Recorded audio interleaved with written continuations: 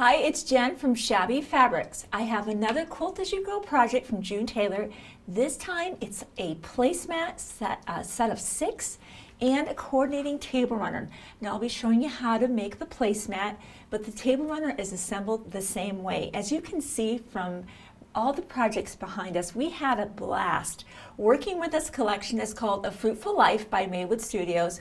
We love our Maywood Studio fabric and we just went to town. Everything from matching napkins, we've got the Venice Placemats that make 6, the table runner, we have the slice rug, and aren't these towel kits so much fun? We've been having an absolute blast. And you know, it's fun to make projects that are a fun way to maybe entertain. You can decorate your table in fabrics that just look beautiful with your home, and it just dresses it up. And what's fun about this particular placemat is it has a pocket for your silverware. We've got some in this one right here. And isn't that just a beautiful way to display, you know, your silverware? And it's just, I just love dressing up my table. When I have guests over, I want to make a special meal, but I also want to dress up my table, so it's just really special and they feel honored to be in my home. So let's get started on how to make these placemats. We are just having so much fun with the June Tailor Quilt As You Go. And what I love about Quilt As You Go projects is normally when you finish a project that needs to be quilted, you have to do that afterward. This is literally quilting as you go. So it starts off with batting. It's pre-printed batting, and there's enough batting in here to make 6 placemats, as I mentioned. You'll simply cut those apart so you have 6 different sections, and we've of course done that ahead of time. And I'll bring that out for you. And you'll be cutting 6 different pieces of your backing fabric, and isn't that beautiful? We have this available as a kit. You can just buy the batting kit. Maybe you have some fabric at home that you'd like to use that matches your home decor. But if you like the Fruitful Life and you're buying this kit, this will be your backing for the back of all of your placemats. So you've cut out a piece, and you'll just be placing that on the back of your batting. Now, we did not use any kind of spray adhesive, but just because of the way that batting is naturally kind of clingy, we didn't feel that it was necessary. It is included in the instructions, so if you would prefer to have that as a spray basting on the back, go ahead and do that, but we did not do that here. As you can see from the batting, the instructions have us cut a 1/2 inch around. So we have that ready to go. Notice the numbers on here. The instructions included with the batting tell you what size to cut each piece. We've done that ahead of time. Let me bring that out for you now. So looking at our placemat here, this is going to be our piece number 1. So you'll simply place that here.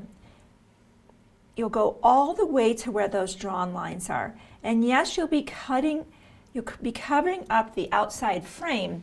But one of the things that June Tailor did with this particular batting, which I love, is notice how these corners have these kind of X's in the corner. Those will come into play later. Some of her previous Quilt As You Go projects have you sewing on the outside line. Because you are covering up that line, you need to know where to cut. But because they've added this feature into the corners, we don't have to do that. I'll show you what I mean a little bit later on. Piece number 1 goes straight down and into that, nestled into that corner. Piece number 2, which will be going here in this location, just like we're showing here with this, you just want to confirm, do I have enough? Did I cut that right, that it's going to be enough to cover my space? And absolutely we did. You'll just go right sides together. Now when we take that to the sewing machine, I'm going to start right here in right there in that corner, kind of that. I don't really want to go off into piece number 3 because that lane is reserved for my next fabric. We will sew a 1/4 inch, and you can sew right off of that. You don't have to stop short. You can sew right off of that if you prefer. Let's go do that right now at the sewing machine, and then we'll just walk you through this, how fun and easy these are.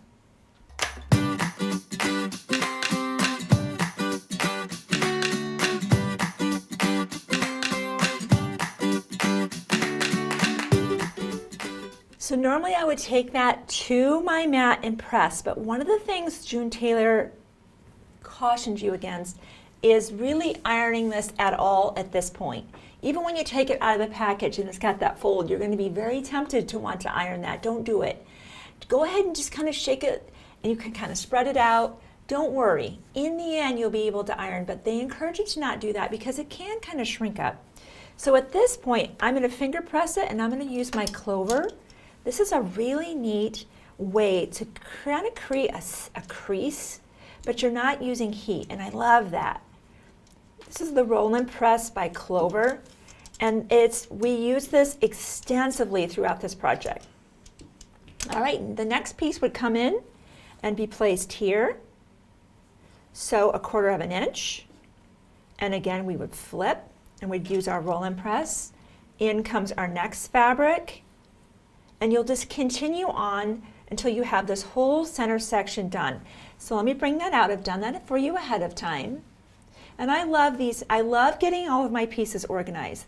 Notice how they were just kind of coming one after the other. They're all organized. I can easily move this around. These are the 10 by 10 inch Lori Holt, kind of a design board. They have a little bit of batting. Things are not falling. They really do kind of stick to it. They're not sliding off, and I love that it's just so lightweight and portable. So I'm finding I'm using these more and more versus my pieces are just kind of sliding around because my pressing mat, of course, is a little bit slippery. So let's take this aside and let's bring out the one that we've done ahead of time. Now, one of the things I wanted to mention is some of these projects you might want to make with a jelly roll. Those are 2.5 strips that are already cut for you. But let's say, and in this case, when you get this kit, you're actually getting some yardage. So you would be needing to cut your strips to 2.5 inches. This is one of the newest rulers that we're carrying here at Shabby Fabrics. This is a 2.5 by 24.5 inch ruler.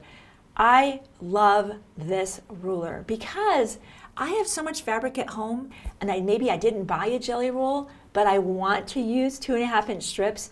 What I love about this is I just lay this down. Once I clean up my edge, I have a nice straight edge. I simply lay that down to the edge of my fabric. I'm not hunting around on a larger ruler trying to find my 2.5 inch mark. I simply line that up with the edge, and I'm just going to cut my strips and move it aside. And my ruler goes to the very edge again and cut. What I love about the width of this, or the length of this ruler, is fabric is 43 to 44 inches, so that I know that my ruler is going to go all the way from the beginning, even before the beginning, and past the end of my width of fabric. So it makes cutting strips so accurate and so easy and fast. So if you are going to be cutting your own 2.5 inch strips for any project, this ruler is absolutely worth it. Because of its size, there's a little bit of additional shipping charge, but it's absolutely worth it. I guarantee you're going to use this ruler more than you ever thought that you would. So let me put that aside for now. The reason I brought up that particular cut is this is when, now that we have this here, this is when we start cutting some longer strips, and that's where you might want to be using that ruler. But how are we going to do this now? Let's look at our project again.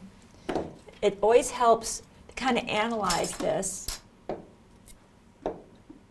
looking at it. So we know that what's naturally going to go on next are these smaller pieces here, but this is covering that up. So how are we going to do that? It's very straightforward, and what they have you do is we'll just flip our project over like this. And I'm just going to lay that out, and you can see that line right there. So let's bring out our ruler again, and I want to make sure that I am cutting to the outside of that batting. I don't want to cut that batting, because that is definitely not going to be helpful.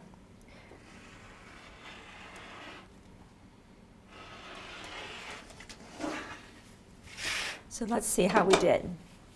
Let's see if we're ready to go again. Yes. And so now, and see how I cut? I cut a little bit deep, but don't worry. I'm going to put my strip here, and when I sew my 1/4 inch seam allowance, I'm perfectly fine. I would rather go a little bit under than have that over and maybe showing in my seam allowance. So we've got this next strip cut. You're just going to lay this on here, sew and flip, and then our next strip is our darker, and again, sew and flip. We're going to be doing the same thing on both sides. After that, there's a unique thing to do with this pocket. I'm going to go off camera and sew these two strips on, trim this like I did the other one, sew these two strips on, and when I come back, I'm going to show you how to deal with the pocket assembly that's over on the right side of the placemats. I've sewn my side pieces on, and now we'll be dealing with this final piece and the pocket. One thing I want to point out about the pocket, it starts just with a rectangle. You'll fold that in half and give it a good press. We want to create that very nice crisp fold right there. When the instructions have you cutting your strips longer than that space, so you've been seeing that consistently. My first instinct, I've got the fold here and the double raw edges. My first instinct was to just put that on there just like that. But what I realized is they want this pocket to meet this line. And if I just do it like that, I kind of don't really know where I am based on that line, because this piece is longer than this distance to here. They just have you cut it that way. All of the strips are that way, so you can square it up in the end. What we figured out would be a really helpful way to do it. See this line? I'm just going to lay this on here so that my line just kind of visually extends. Then I'll place this right sides together, right along that edge, and I'll just put a quick pin in there. I don't want that to move. The other ones I really haven't been pinning. I haven't felt a need to, but I definitely don't want that to move. I'm going to go sew that together real quick, and then you'll see how that pocket just fits in there beautifully, and then we'll square up our placemats. So now we'll just flip that here and flip that there, and finally I get to press. I've been wanting to press this whole time. So let's go ahead and do that. And that's your pocket out there. Now you can, if you feel more comfortable, you could just do a quick basting stitch along here, but we didn't. Once you bind that, that'll close that edge and you'll have your pocket. So let's talk about trimming this up. Remember those kind of crosshairs that are in the corners? That's when they really come into play. And of course you'll get this all nice and pressed out exactly how you like it. And that's what will bring that nice big ruler out again. I love that ruler. I can see these lines here. Now typically when I square something up, I'll do this side and that side. What we realized is if you do it that way, you'll actually kind of cut your guidelines off. So you'll want to cut here and then rotate and here and rotate. I'll show you what I mean. So I've got my line here and my line down there. I'm just going to line those two up. And let's trim up. I have my guide right down here. And there. Square up. See how I can see that guide out there? I might have gone just a little bit over the line. Just a little bit there. So you might have to peek under just a touch, just to make sure you're there. Just double check it. Yep. The other thing you can do is I like to use the grid line. So if you know that this line is straight, which we know that, and we have a nice beautiful 90-degree corner, if you line up on your grid, you now know that if I see my line is here, and looks like it's the 1/8 of an inch over, I'm going to go 1/8 of an inch over here. So now I'm square, and again, I will turn, squaring up to my mat and double checking kind of where I start. Let's double check that. Right there's my line. Make sure your flap is over exactly where it needs to be so you don't inadvertently cut that a little bit crooked.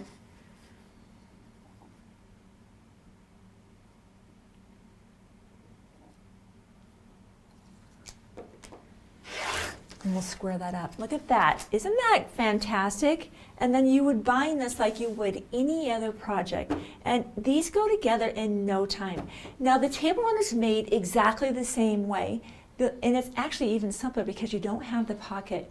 So if you've never tried a Quilt As You Go project, you can see how fast and easy and fun these projects are. Definitely give them a try. If you haven't already subscribed, I encourage you to do that. We have more and more projects coming out and we love to share them with you. So I'll see you next time.